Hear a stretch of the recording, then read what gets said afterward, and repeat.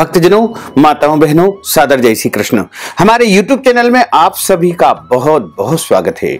मैं हूं आपके साथ आचार्य धर्मेंद्र शास्त्री। भगवान लक्ष्मी नारायण का भरपूर आशीर्वाद आपके जीवन पर सदैव बना रहे। आप सभी पूरे परिवार के साथ में सुखी रहें, स्वस्थ रहें, व्यस्त रहें, मस्त रहें तथा उन्नति करें और प्रगति करें। प्रभु आपकी सभी मनोकामनाओं को अवश्य ही पूर्ण करे। इन्हीं शुभकामनाओं के साथ आज हम आपको एक विशेष ज्ञानवर्धक जानकारी प्रदान करने जा रहे हैं। जीवन, मृत्यु, सुख दुख, लाभ हानि, यश अपयश, खुशी और गम, यह सभी जीवन के महत्वपूर्ण अंग होते हैं और ये सभी अपने हाथ में न होते हुए ईश्वर के हाथ में होते हैं, प्रभु के हाथ में होते हैं। कभी जीवन में खुशियों की धूप होती है तो कभी दुख के बादल छा जाते हैं। हर व्यक्ति के जीवन में उतार चढ़ाव आते ही रहते हैं। यह सब समय चक्र के कारण होता है। समय से बलवान कुछ भी नहीं है। समय के सामने सभी को झुकना पड़ता है। आप लोगों ने अपने जीवन में कई अनेक व्यक्तियों को राजा से रंक तथा रंक से राजा बनते हुए भी देखा होगा।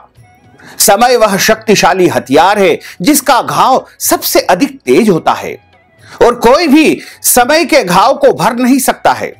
पर हम लोगों को यह पता कैसे चलेगा कि हमारे समय चक्र का दौर कैसा आने वाला है? समय हमारे लिए खुशियों का द्वार खोलेगा या संकट आएंगे? ऐसे कई सारे प्रश्न आप सभी के मन में अवश्य ही आते होंगे। इसलिए आज हम आपको कुछ ऐसे संकेतों के बारे में बताएंगे जिससे आपके जीवन में आने वाले शुभ समय यानी अच्छा वक्त के बारे में आपको पता चलेगा कि जब आपके जीवन में अच्छा समय आने वाला है, इंसान का अच्छा वक्त आने वाला है, तब उसे कौन से ऐसे शुभ संकेत प्राप्त होते हैं जिससे उसे यह पता चलेगा कि जीवन में अच्छा समय आने वाला है या बुरा समय चलेगा।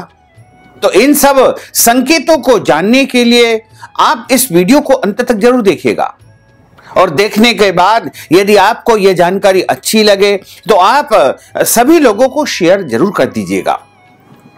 एक समय की बात है जब नारद मुनि भगवान नारायण का स्मरण करते हुए नारायण नारायण नारायण का जाप करते हुए वैकुंठ धाम पहुंचे। वहां पहुंच करके सबसे पहले उन्होंने भगवान श्री नारायण को प्रणाम किया। भगवान श्री विष्णु से पूछा कि हे प्रभु, आज मैं आपकी शरण में आया हूं और मनुष्य मात्र के कल्याण के लिए आपसे कुछ विशेष प्रश्न पूछना चाहता हूं। और भगवान ने कहा कि नारद बोलो, क्या जानना चाहते हो, क्या पूछना चाहते हो और जन कल्याण की भावना से आज आपके मन में कौन से विचार आ रहे हैं? तब नारद जी कहते हैं कि हे प्रभु, मेरे मन में एक जिज्ञासा है कि जब इंसान का अच्छा वक्त आता है, अच्छा समय आता है, शुभ समय आता है, तो ऐसे कौन से संकेत उसको प्राप्त होते हैं जिससे उसको लगेगा कि मेरा अच्छा समय आने वाला है, मेरे जीवन के दुख दर्द अब समाप्त होने वाले हैं, मेरे जीवन में शुभ घड़ी की शुरुआत होने वाली है, सफलता मेरे कदम को चूमेगी, मेरा भाग्य अब जागने वाला है, मैं जीवन में आगे बढ़ने वाला हूं, मेरे जीवन की समस्याओं का अंत अब होने वाला है। तो प्रभु, ऐसे कौन से संकेत आपके माध्यम से प्राप्त होते हैं जिससे मनुष्य को इस बात का पता चल सकेगा? तो आज आपके श्री मुख से मैं यही जानकारी प्राप्त करना चाहता हूं। भगवान श्री हरि विष्णु ने उन्हें बताया कि वह स्वयं मनुष्य के पास कुछ ऐसे संकेत भेजते हैं, कुछ ऐसे संकेत मनुष्य को स्वयं दिखाते हैं जिससे वह आने वाले समय के बारे में जान सकता है।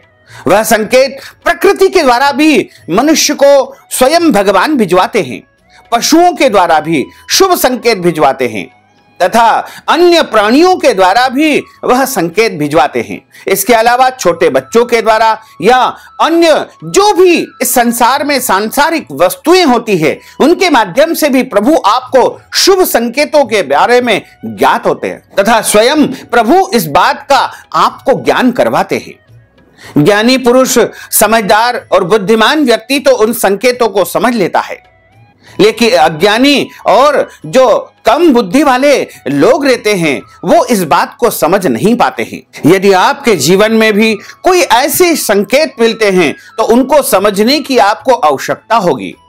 तो चलिए आज हम आपको वो संकेत बताने जा रहे हैं जो स्वयं नारायण ने नारद जी को अपने श्री मुखारविंद से बताए हैं। ऐसे ही कुछ 7 संकेत जो प्रभु नारायण ने नारद जी को बताए हैं, उनमें सबसे पहला संकेत है, भगवान कहते हैं कि अगर ब्रह्म मुहूर्त में सुबह 4:24 से लेकर के 5:24 तक यदि आपकी नींद अचानक खुलती है और नींद खुलते समय आपको भगवान का स्मरण होता हो, ईश्वर का स्मरण होता हो, अपने इष्ट देव का स्मरण हो जाए, तो आपको ऐसा प्रतीत हो कि आपको कोई उठा करके किसी और ले जा रहा है, यानी आपको आगे बढ़ाने में आपकी सहायता प्रदान कर रहा है और आपको जीवन की योग्य राय मिलने वाली है। और आपको कोई व्यक्ति कहता है कि चलो मैं तुम्हारे साथ हूं, चिंता मत करना।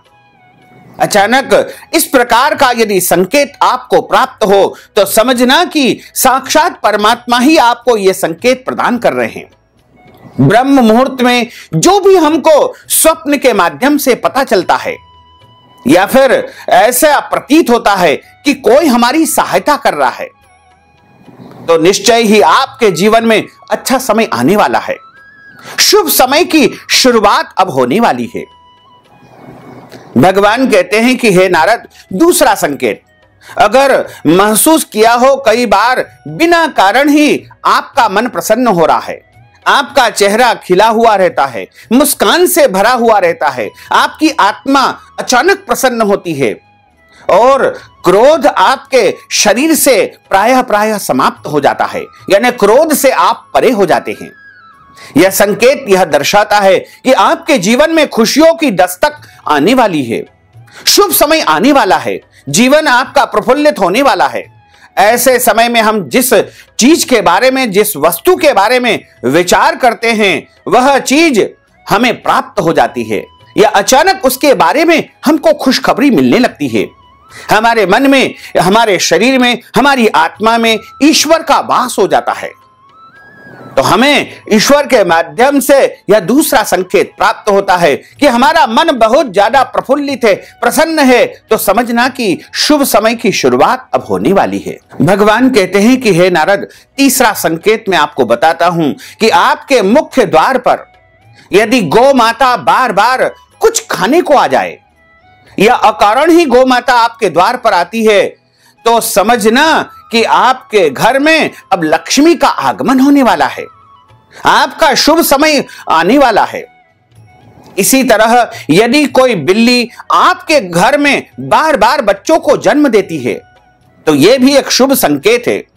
बंदर यदि आपके घर पर खाने की चीजें खुद उठा करके ले जाते हैं या कोई भी तोते या कोई भी प्राणी या कोई भी जीव जंतु या पक्षी आपके घर पर आते हैं और खाने की चीजें आपसे मांगते हैं या उठा करके अचानक ले जाते हैं, तो समझना कि यह शुभ संकेत है।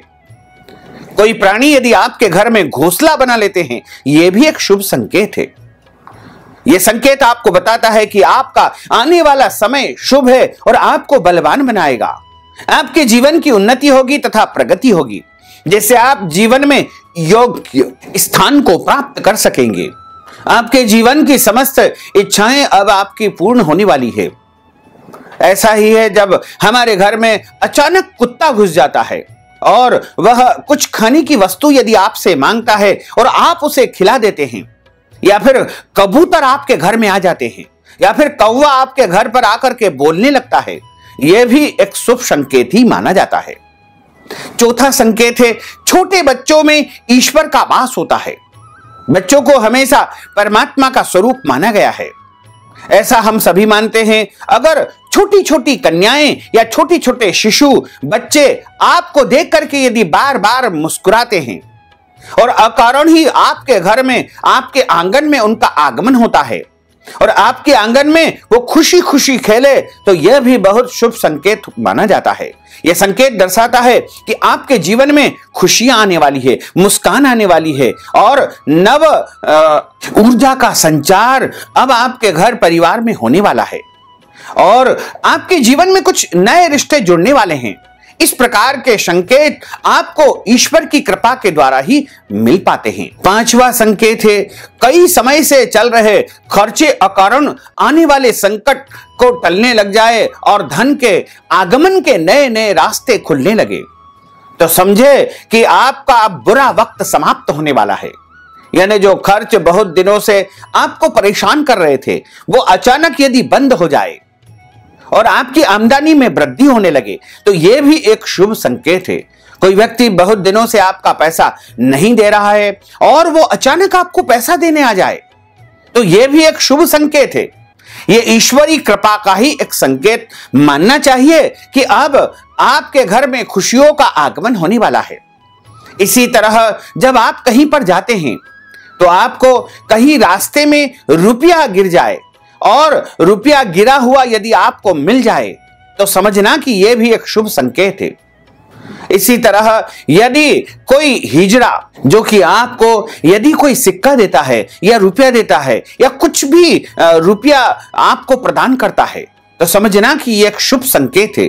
बिना मांगे यदि कोई भी यह व्यक्ति आपको एक रुपया दे दे या कोई भी पैसा दे दे तो यह भी एक शुभ संकेत माना जाता है और आपके घर में अब धन का आगमन होगा, आपका बुरा वक्त अब समाप्त हो जाएगा, ऐसा मानना चाहिए। माता लक्ष्मी का स्थायी निवास आपके घर में अब होने वाला है। छठा संकेत, पूजा की थाली में फूल माला या चंदन का गिरना। आपको ऐसा प्रतीत होना कि ईश्वर की मूर्ति आपको देख करके मुस्कुरा रही है। घर में प्रिय अतिथि का आगमन होना, घर में चांदी और सोने का आना या महिलाओं का बायां और पुरुषों का दाहिना अंग फड़कना भी बहुत शुभ माना जाता है। ये सभी संकेत आने वाले शुभ समय के बारे में आपको सूचित करते हैं। हम यदि मंदिर में गए और मंदिर पर देवी देवताओं की मूर्ति से अचानक पुष्प नीचे गिर जाता है या पुष्पमाला नीचे गिर जाती है तो समझना कि देवी देवता आपसे प्रसन्न है और आपको आशीर्वाद प्रदान कर रहे हैं और आपके जीवन में अब खुशियों का आगमन होगा। यह संकेत स्वयं परमात्मा आपको प्रदान कर रहे हैं। जब आप अपने घर से सुबह सुबह कहीं पर निकलते हैं और देखते हैं कि कोई साधु संत के आपको अचानक दर्शन हो जाते हैं या फिर कोई ब्राह्मण के दर्शन आपको अचानक हो जाते हैं या फिर गौ माता के दर्शन आपको अचानक हो जाते हैं या फिर सफाई कर्मचारी यदि अचानक आपको सुबह सुबह दिख जाता है तो वो भी शुभ संकेत माना जाता है। सातवां संकेत बड़ा ही महत्वपूर्ण संकेत है। जब हम पूजन पाठ करते हैं, आराधना करते हैं, साधना करते हैं, जब हम प्रभु का ध्यान करते हैं और उस ध्यान की मुद्रा में अचानक हमारी नींद लग जाती है और हम ध्यानाचित्त हो जाते हैं, ध्यान मग्न हो जाते हैं और हम परमात्मा में लीन हो जाते हैं, एकाग्र चित्त हमारा मन हो जाता है तो हम परमात्मा से साक्षात्कार करते हैं। उस घड़ी को, उस काल को, उस समय को भी अत्यंत शुभ माना जाता है और यह भी परमात्मा की कृपा का ही एक संकेत है कि परमात्मा से हमारी लगन लग गई है, परमात्मा में हमारा मन लग गया है, इष्ट देव के प्रति हमारी अगाध श्रद्धा हो गई है और परमात्मा अब हमको स्वीकार करने लगे हैं, हमको पहचानने लगे हैं और परमात्मा के माध्यम से ही ये शुभ संकेत हमने जो बताए हैं वो मनुष्य को प्राप्त होने लगे तो समझना कि उनका शुभ संकेत आने वाला है। शुभ घड़ी उनके जीवन में आने वाली है।